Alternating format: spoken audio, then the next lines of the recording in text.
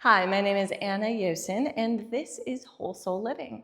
Today we're going to be talking about the yoga pose Anjaneyasana, which is a low lunge. Now, typically you're going to get into this lunge from a downward facing dog. Not always, but we're going to start with that today since it's probably the most common way to get into it. So go ahead and get up. If you're not already up, practice this with me. We're going to come to the top of the mat or wherever you are.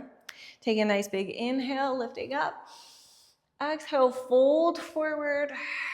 And then we're going to go ahead and walk those feet back into downward facing dog. So we're going to push those hands into the floor, bringing the biceps in towards the ears. So we're squeezing those armpits in towards each other. Now, shift the hips back and up, sink the chest down. We're going to start with the left foot. So take that left foot up, big inhale.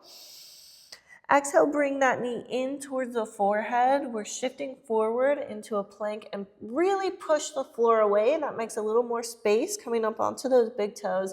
And then from there, we can bring this left foot through. Okay? We're going to drop the right knee down gently, gently, gently, getting into position here. Let's talk about alignment with this. First of all, this front knee, you want more or less over this ankle. It's okay if it goes a little bit more, but basically you want to think about stacking joints when you're talking about alignment. That helps protect the joints. From there, take a look at your left foot. Can you see your big toe? Okay, so I'm going to turn this way. If your knee is coming in, which is pretty common for the warriors, for the extended side angle, even the triangle, and that's from weak glutes, okay? So we want to strengthen the glutes. We want to squeeze that glute, and that helps bring that knee out. So I should be able to see this big toe. If I can't, open that up. Just keep correcting yourself if it keeps wanting to go. From there, we're gonna tuck the tailbone under. This is really important. That helps open up this hip flexor, but it also helps protect that lower back, right? If we're kind of arched here and then we go further into it, it puts a lot of pressure on that lower spine, on those discs there. And over time, it can cause a lot of pain and even lead to like bulging discs, which we do not want. So always think about tucking that tailbone under. We're lining up our knee and our ankle, and then we're going to push our hips down and forward. So if we go a little far down, just adjust your foot if your knee goes past your toes. So just pull it out a little bit more. From there, as I'm tucking under, I'm pulling in and up on the pelvic floor muscles, in and up on the inner abdominal wall. I'm going to lift with the sternum and think about keeping a lot of space between your ears and your shoulders. And we're going to lengthen through the back of the neck. Then from there, gently lifting up. It's almost like we've got a string pulling that up. So as we sweep our arms up, big inhale, then we look up. Now let's talk about our shoulders. Often shoulders are really tight and they don't want to go. You're kind of here. And you can't bring them back any further because then what happens is they come up here. So what you want to do there is widen the arms so you can pull those shoulder blades down and back. And then from there you can bring them back and then gently look up.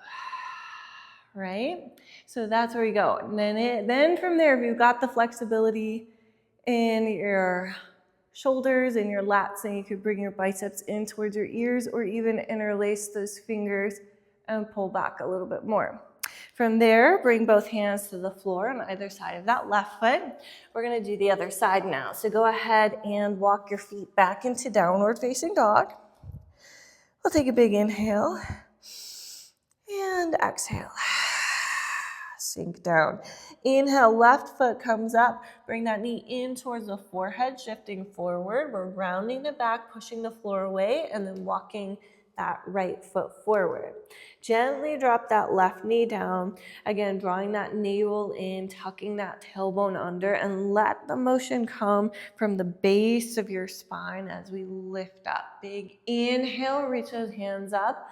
Pull those shoulders away from the ears. And again, take a big inhale as you reach, tuck that tailbone under, engage the left glute. One more breath here, and then exhale. Hands come to the floor on either side of that foot. Push back into downward facing dog. Beautiful. So from there, I'm going to show you another little variation, which is a bind, okay? So this is a great twist with it. So we're going to go back to our left side, finding that downward facing dog. Big inhale, exhale, downward facing dog. Inhale, left foot comes up. Walk that foot through and find your Anjaneyasana. Beautiful. So that low lunge. From here, as you're reaching those hands up, big inhale. Exhale, we're going to bring the right hand to the floor, and then we're going to circle this left hand around behind us. So we've got this revolved low lunge. Okay, this is option one. With this right hand, I want to really push into the hand, so I'm not putting pressure on the wrist. And then I'm really reaching back with this left hand. I'm pushing the hip forward and down. Option two is to reach back for that foot. So we can grab the ankle or the top of the foot. And then from there, put a little pressure.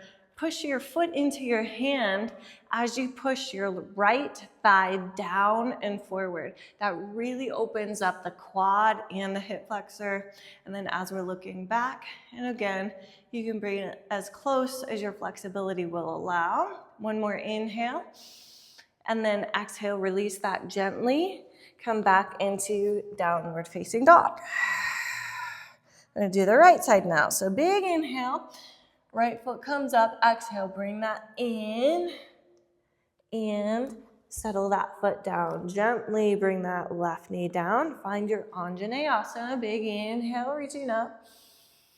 Beautiful, and then exhale, left hand comes down, right hand spirals back. So we're really reaching back with that right hand, looking back if it doesn't hurt your neck. So you want, again, tuck the chin under just slightly, and then you can look back. Option one is here.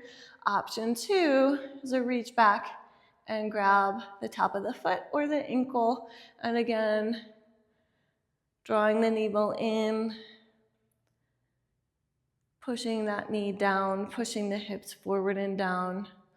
One more inhale here. Exhale, release that, and come back into downward facing dog. Beautiful. Coming onto the knees one more time.